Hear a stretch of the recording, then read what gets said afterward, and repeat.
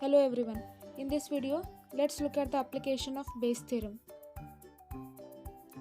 We are applying Bayes theorem in machine learning. In machine learning, methods that leverage data to improve performance on some set of tasks is of utmost importance. Hence, designing algorithm in efficient way is a key tool.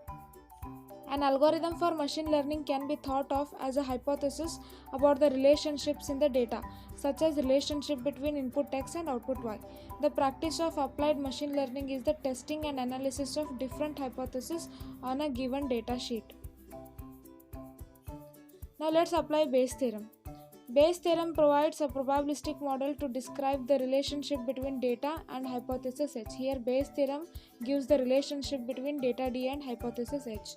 Now for example, probability of H given D is equal to probability of D given H multiplied by probability of H divided by probability of D.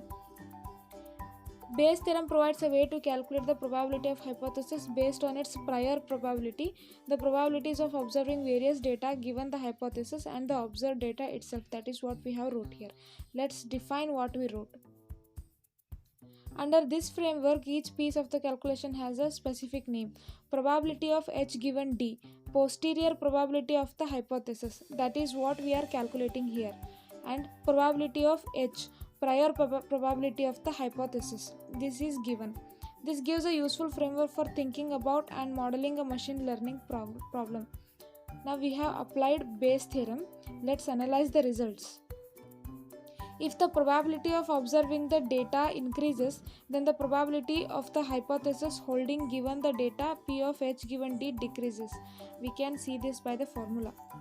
Conversely, if the probability of the hypothesis P of H and the probability of observing the data given hypothesis increases, the probability of the hypothesis holding given data P of H given D increases.